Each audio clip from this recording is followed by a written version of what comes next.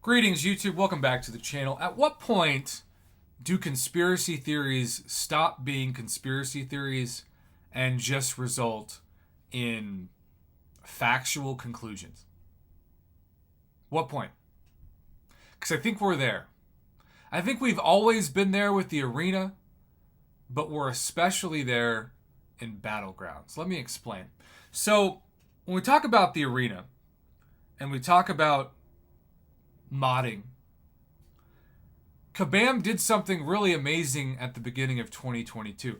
They went back and punished the players that they could clearly catch modding the game, and they awarded the people who were so close to the next tier or the first tier of champions, because we know every arena they're going to be there.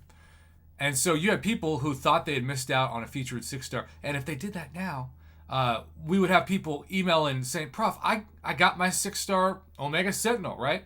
I got my 6-star Shuri. You name it, I got it. Because I finished in place 105. But when they recalculated it, I was placed 96.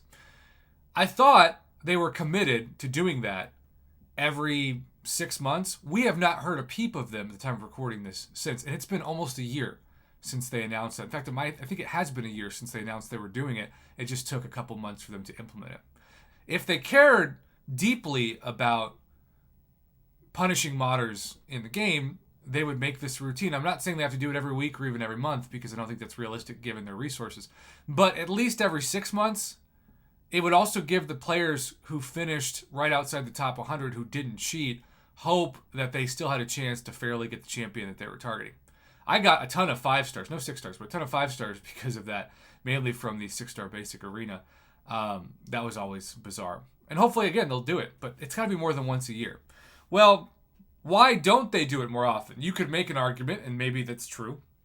It's because of resources. It's because they simply don't have the manpower to police it like they want to. But at the same time, the flip side is modders drive up the top 100 score. And you can make an argument, because everybody always does this whenever I say that argument, is, well, yeah, but Prof, if the more players that enter, the easier it is to get the top 10%. I'm not talking about the top 10% for this argument. I'm talking about the top 100, which percent goes out the window because it's the top 100 scores, right? And so by turning a blind eye for 6 months or a year or however long and not really doing their due diligence, they are creating the ability to inflate the market and drive up people who have to spend more time in the arenas, who have to spend more units on refills, etc., etc. And especially now that we have so many rank 4 6-stars in the game. That argument, everything about it, is amplified by 1,000,000% given the stakes when you talk about battlegrounds, and specifically the gladiator circuit. Now, I'm not saying that everybody on the gladiator circuit is a modder, because I don't think that's true. But you can go in here and you can, just on a daily board basis, look at the top people in the game with like a very suspect prestige and think to yourself, how in the world is this natural? And again, I'm not saying that David or Squish Game Over or Rorsch are modding. I wouldn't be showing their names if they weren't the top ranked in Gladiator Circuit, and it changes constantly. So by the time somebody was to watch this video and check it, it could be a top 3 leaderboard. But routinely, I will go in and I will look at profiles just to be like, man, I wonder what the profile of the best Battlegrounds players in the game is, and I'll think to myself, this just doesn't seem logical. And I've heard that behind the scenes from several people I trust that do have some of the top accounts in the game and do swear to me, and again, I have to take their word for it, maybe they're modding too, they swear to me that they're not cheating. So why would Kabam refuse to do this? Well, one, during the season, just like with the arena argument, their resources aren't taken up. They can use those people to maybe create new champions or patch up pro player content that sometimes pops up that costs them money.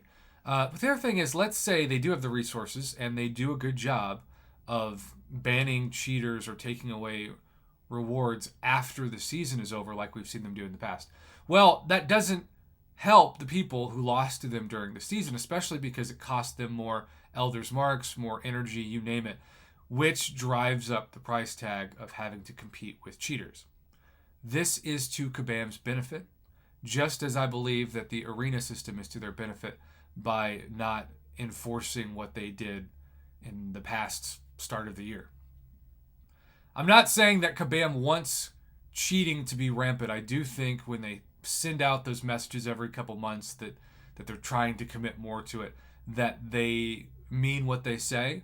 But I think that we would all be naive and maybe even a little dumb to not think about the reasons why Kabam is motivated to, for instance, use those detection systems better once the season is over than during the season. And I think it's a shame, especially with Battlegrounds, because the design of Battlegrounds, the concept of Battlegrounds, in many ways is the best thing to ever happen to the game. It's given players new motivation to rank up champions that they wouldn't have ranked up before, to go after champions that they wouldn't have gone after before, and it gives them, in certain ways, the ability to feel like they have better skills because they get a lot of the thrill they get out of, say, Alliance War attack, but it's immediate, it's constant, and they can do it all day if they want. I don't want to discount why Battlegrounds has been great for the game, but I also don't want to give Kabam so much credit that we ignore the reason why people are still so frustrated, particularly by the bugs and by the cheating. So, do you think that Kabam, in some ways, is okay with mods, given the benefits of what they drive up cost-wise? Let me know in the comments below. As always, I appreciate the ability to do this video on my channel because unlike the Kabam forums, they can't easily silence me.